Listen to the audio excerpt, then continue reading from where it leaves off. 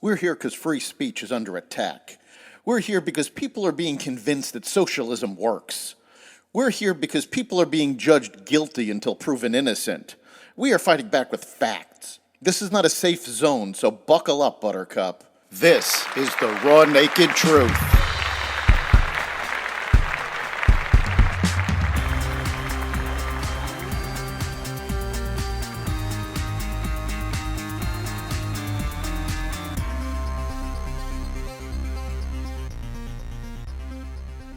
Kamala Harris faces Democratic dissent. The head of the Secret Service resigns. Trouble for the job market and more. Welcome to the Raw Naked Truth. I'm your host, Eric Lopkin, and here's the news you need to know.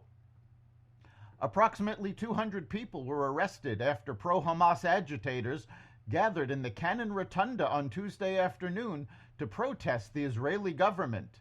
Video shows a large group of protesters wearing red shirts sitting in circles in the Cannon House office building's rotunda.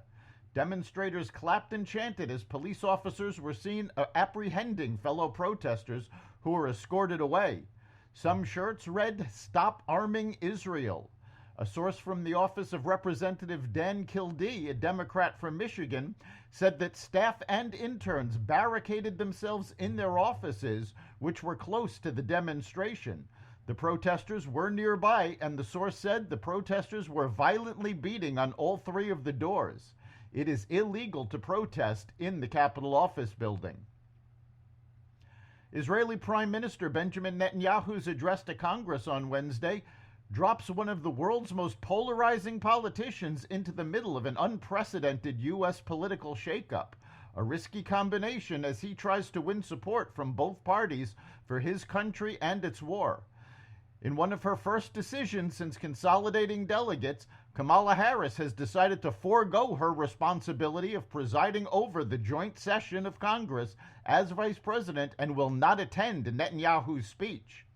Meanwhile, rival Palestinian factions, Hamas and Fatah, have buried the hatchet in an agreement that calls for a unity government to oversee Jerusalem, the West Bank, and the Gaza Strip.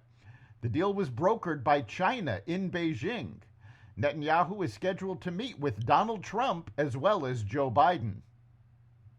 After enduring a bipartisan grilling on Capitol Hill over the security failures that allowed for the assassination attempt on former President Trump, Secret Service head Kimberly Cheadle has stepped down, writing in an email to Secret Service employees that she didn't want the chorus of criticism to be a distraction. She admitted that the agency fell short of its mission to protect U.S. leaders when a gunman managed to fire several shots at Trump and spectators from a nearby roof at a July 13th rally in Butler, Pennsylvania. Democrats and Republicans in Congress are now launching a bipartisan task force to investigate the assassination attempt. Despite the appearance of the party coalescing behind Kamala Harris, a Democratic Party mega-donor doesn't believe VP Kamala Harris can beat former President Trump and is refusing to donate to her campaign. Orlando-based attorney John Morgan, who donated $1 million to the Biden campaign, said he is now out as Harris is expected to become the Democratic nominee with the endorsement of President Biden. "What I didn't like was a coronation instead of a convention. I didn't like the idea of 2 or 3 people picking the nominee because I believe a convention would have provided perhaps a stronger candidate." Morgan said on Monday, "I don't believe she can win." Meanwhile, the left-wing organization Black Lives Matter is resisting the installation of Vice President Harris as well. They are calling on the Democratic National Convention to create a process that allows for public participation in the nomination process, not just a nomination by party delegates. In a statement Tuesday, the group, which rose to prominence in 2020 for organizing nationwide protests in the wake of the killing of George Floyd, said that a 24-hour process of talking to party bosses is not democratic, nor is it a process Democrats should be proud of. "We do not live in a dictatorship. Delegates are not oligarchs. installing Kamala Harris as the Democratic nominee and an unknown vice president without any public voting process would make the modern Democratic Party a party of hypocrites, the group said in a statement. America's once red-hot hiring and rock-bottom unemployment that helped millions of workers find new gigs, boost their wages, and reinvent their careers is giving way to more prosaic times. While the market is still healthy by many measures, signs of difficulty are creeping in. The unemployment rate ticked up to 4.1% last month, the first time it has crossed above 4% since 2021. That's still low by historical measures, but it's up from 3.4% early last year. Workers have stopped quitting jobs at a frenzied pace, and college grads are having a hard time breaking into the market at all. The number of open positions for every unemployed person is back to the pre-pandemic level of 1.2, down from over 2 in 2022. While the risk of getting laid off is still low, hiring has fallen beneath its pre-COVID level.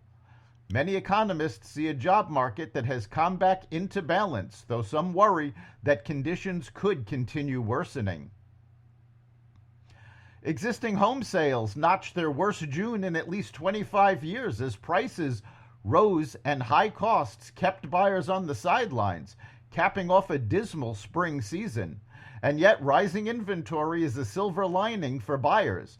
Existing home sales in June fell to a lower than expected seasonally adjusted annual rate of 3.89 million, according to the National Association of Realtors, lower than the 3.99 million that economists had expected.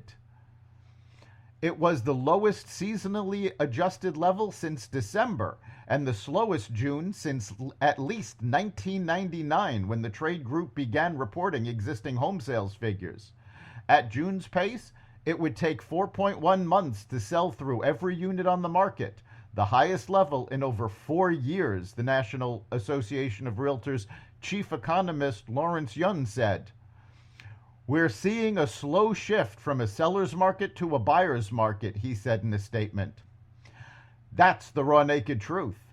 You can catch every episode of the Raw Naked Truth at xvadio.com, the Apple Podcasts app, Google Podcasts, Spotify, iHeartRadio, Audible, Amazon Music, and other platforms that respect freedom of speech. We'll see you next time.